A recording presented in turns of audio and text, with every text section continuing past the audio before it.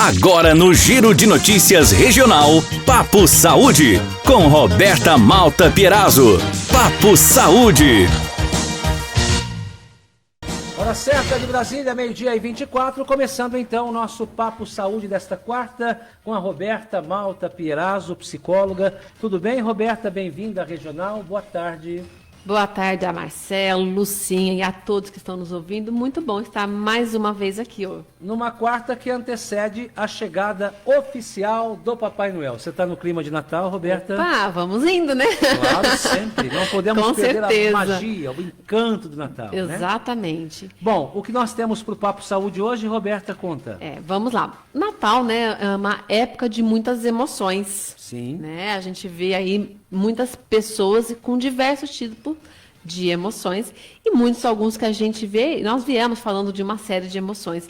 Então hoje eu quero contar uma história, na verdade é uma lenda de um monge, e para que a gente possa entender um pouquinho mais como é que você está e como você tem enfrentado a sua vida. Vamos lá então? Vamos. Vamos, ok. Um velho monge, pressentindo a sua morte, resolve escolher o seu sucessor.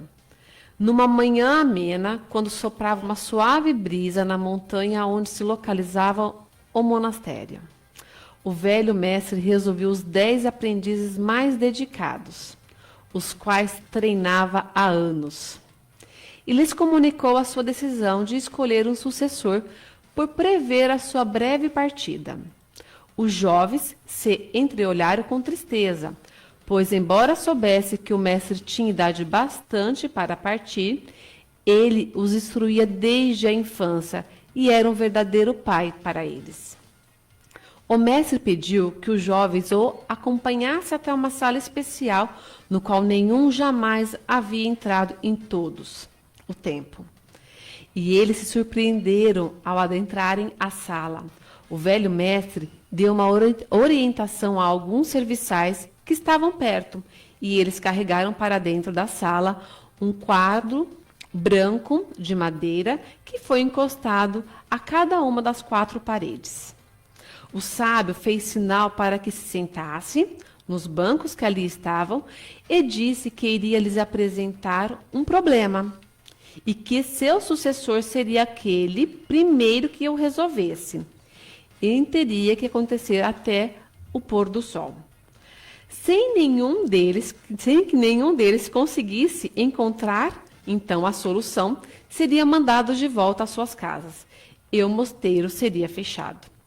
O sinal, o mestre entra 2 homens. A um sinal entra, então, 2 homens fortes, carregando o imenso e antigo e valioso vaso que foi colocado no centro da sala. Olhando para os jovens, apreensível, ele disse apenas: resolvem o problema, e saiu deixando a porta aberta. Os candidatos à sucessão não tiveram chance de fazer qualquer pergunta e concluíram que o precioso objeto ocultava o problema. Os mais ágeis logo agiram, virando o vaso para procurar alguma pista em seu interior. Mas ali estava vazio e não havia nenhuma inscrição dentro dele. Então viraram para um lado, para o outro. A porcelana era tão branca e limpa como o lado de dentro. A superfície externa do vaso era decorada. Havia uma grande quantidade de traços delicados, formando um belíssimo desenho. E nele se fixou a atenção dos jovens durante horas e horas. E se chegarem a nenhum resultado, o dia já ia terminando. Os discípulos cochilavam entre si, viram e reviram o vaso. Mudavam de posição diversas vezes para ver se conseguiam encontrar algo de diferente.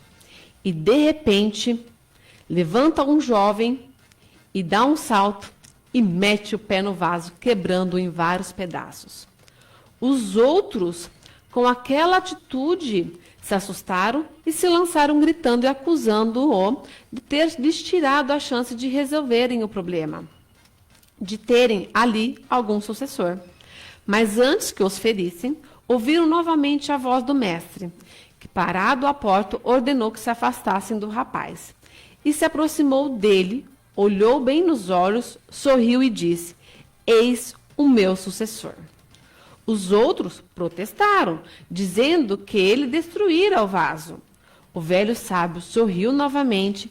Ele disse que aquele jovem intrépido, ao destruir o vaso, tinha resolvido o problema, porque o vaso era o problema, explicou. Por mais bonito, precioso e raro que seja o problema, por mais lindo que lhe pareça, ele vai continuar sendo um problema e requer uma solução. Enquanto vocês tocaram o vaso com cuidado, ou alisaram, ou acariciaram, ou esquadrinharam, tentando encontrar uma resposta mágica, esse discípulo fez a única coisa que poderia ser feita. Identificou o problema, encarou e resolveu. Se vocês se apaixonam pelo problema, vão tratá-lo com muito tato. Vão ser delicados com ele. Vão tentar decifrá-lo e, não conseguindo, vão se curvar diante dele, carregando com vocês por muito e muito tempo. Problemas existem para serem resolvidos. Muitas vezes nos apegamos aos problemas, damos a eles mais poder do que eles têm e deixamos que eles dominem a nossa vida. Isso quando não acabamos tendo um caso de amor com eles e carregando-os nas costas, mostrando às outras pessoas o quanto somos infelizes, o quanto sofremos, o como somos pesados, difíceis, insolúveis os problemas que carregamos. Este é um comportamento nocivo e perigoso. Não devemos fugir dos problemas e nem procurá-los.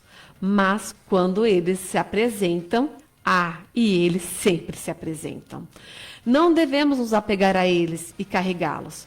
Nossa missão é resolvê-los, mesmo porque carregar um grande, delicado e precioso vaso de porcelana, ainda que ele seja lindo, é uma tarefa difícil demais e que nos afasta da nossa missão de melhorarmos sempre e contribuirmos com a construção de um mundo melhor.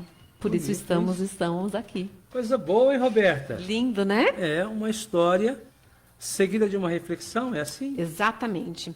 E a nossa reflexão como ali o monge, o mestre disse, ele já estava colocando um problema para que aqueles seus discípulos pudessem resolver. E quantas vezes os nossos problemas estão à nossa frente e nós não queremos enfrentá-los, encará-los, entender que precisamos resolver, porque a resolução de um problema, como mostra aqui, causa alguns transtornos. Quando esse rapaz quebrou, o vaso, os outros não aceitaram, porque era um lindo vaso de porcelana, valiosíssimo. Então, quantas vezes a gente acaba carregando alguns problemas, dando muito mais valor do que de fato eles têm em nossas vidas. E quando a gente não consegue identificar esses problemas e acabamos tendo, como aqui no texto diz, muitas vezes, um caso de amor, a gente vai carregando, enquanto isso vai nos pesando. Então, em tempo de Natal, em tempo de emoções, é o que eu estou falando nas minhas redes sociais. Inclusive, ontem eu falei, época de Natal, será que nós temos que sermos felizes? Quantos nós nos cobramos para estarmos num momento que talvez nós não estejamos? Tem isso, Roberto? Com certeza, Marcelo? Porque é época de Natal, época de festas, de vibrar. Mas tem a obrigação de ser feliz. Exatamente, exatamente. Porque as pessoas cobram. Tem um texto lindo que eu vou colocar amanhã na minha rede social, mas eu quero trazer com essa questão. Por quê? Porque é época de estar com os outros, de confraternizar. Então, a gente não pode, neste momento, olhar para os nossos problemas.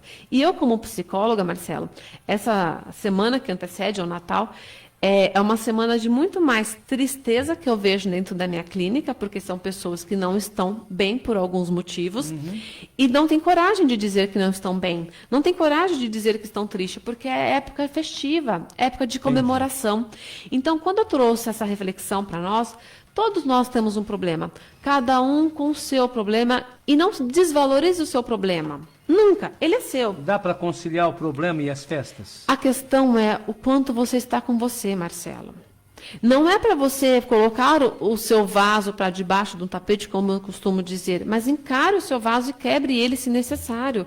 Isso não quer dizer que você tenha que vivenciar a sua tristeza ou fingir ser uma pessoa que você não é, mas é você aceitar, é você, de fato, entrar em contato com você. Até assim, muitas vezes nos apegamos aos problemas e damos a ele ao poder. Então, o que eu estou falando para nós hoje, inverta esse papel. Você precisa assumir as suas responsabilidades, assumir a sua vida, independente do que esteja acontecendo na sua vida. Temos pessoas que estão nos ouvindo que estão muito felizes, que está chegando o Natal, que já está nos preparativos, está na contagem regressiva. Mas também temos pessoas que estão aqui nos ouvindo que estão muito tristes, que querem entrar para dentro de um quarto e ficar sozinho. Então, independente de quem seja você, de como você está, enfrente o seu problema e não dar valor maior a ele do que ele de fato tenha. É isso que eu gostaria de chamar para reflexão. Olha, ótima reflexão, aliada a uma ótima história. Num dia que a gente pensa já nas festas, é quarta-feira, Natal no sábado, as coisas vão parando normalmente, mas não significa dizer que os problemas devem ser esquecidos. A gente precisa se conhecer, se fortalecer em cima disso, vamos resolver, vamos encarar, porque é aí que funciona. Não adianta fingir em rede social que está feliz, se não tiver, que não vai resolver, né, Roberto? Não vai resolver, Pois exatamente. Até trouxe mais uma frase aqui para a gente poder refletir sobre isso, né?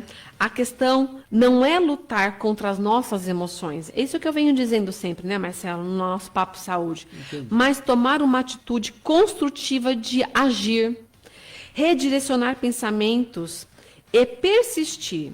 Retome o controle de sua vida. É necessário fixar os olhos, coração e ações aonde deseja chegar e fazer o que de fato seja necessário. Tá bom, Roberta. Bom Natal para você e família, saúde e paz. E a gente se vê no nosso último Papo Saúde do ano, na próxima quarta, dia 29. Exatamente. Pode ser assim? Perfeito. Eu quero desejar a todos um Feliz Natal, que você possa se permitir com aquilo que você está sentindo, que você não vista nenhuma máscara, mas que você seja você. Feliz Natal não significa obrigatoriedade em ser feliz. Não. Você tem um dia bom. Que você baseado no esteja conectado com você, com as suas emoções, e que dali, né, você consiga tirar um bom aproveito dessas Tudo de datas festivas. Um grande abraço a todos, um Feliz Natal, e lembrando sempre que o seu reconhecimento e a sua valorização começam em você. Obrigado. Roberta Malta Pierazzo, psicóloga no nosso Papo Saúde, mandando um abraço para Sabrina, que é conterrânea, inclusive, de Batatais, gerente aqui do Correio, que dia desses elogiou o Papo Saúde e a participação da Roberta sempre às quartas. No dia 29, fecharemos o ano com chave de ouro. Com certeza, um grande abraço a Sabrina e a todos. Até lá, Roberta. 12:37, intervalo e a gente volta. Você ouviu na Regional FM Papo Saúde com Roberta Malta Pierazzo. Papo Saúde.